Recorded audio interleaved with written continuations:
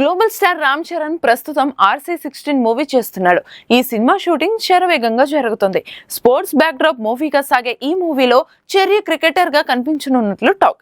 చెర్రీకి జోడీగా జాన్వీ కపూర్ నటిస్తుంది. ఈ మూవీ తర్వాత చెర్రీ సుకుమార్ తో ఒక ప్రాజెక్ట్ కి కమిట్ అయ్యాడు.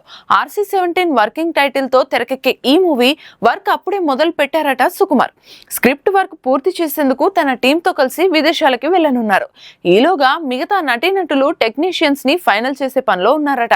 ఇదివరకే చెర్రీ సుక్కు కాంబోలో రంగస్థలం వచ్చి బ్లాక్ బస్టర్ హిట్ అందుకుంది. మళ్ళీ రెండోసారి కలిసి వర్క్ చేస్తున్న వీరిపై అంచనాలు భారీగా ఉన్నాయి.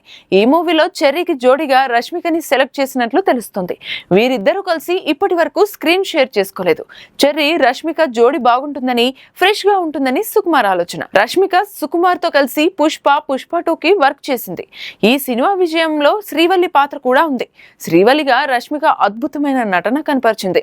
అందుకే సుకుమార్ మళ్ళీ రష్మికకే ఓటు వేశాడు. ఇప్పటి వరకు సుక్కు వర్క్ చేసిన హీరోయిన్స్ ఎవరితోనూ రెండోసారి చేయలేదు. కానీ రష్మికతో ఇది 3వ సినిమా. రష్మిక కూడా ప్రస్తుతం ఫుల్ ఫామ్ లో ఉంది. వరుస పాన్ ఇండియా సినిమాల్లో నటిస్తూ బ్లాక్ బస్టర్ హిట్స్ అందుకుంటోంది. ఏ సినిమాలో నటించినా తన పాత్రకి కూడా ఇంపార్టెన్స్ ఉండేలా చూసుకుంటోంది. అదే రష్మికకి గుర్తింపు తీసుకువచ్చింది.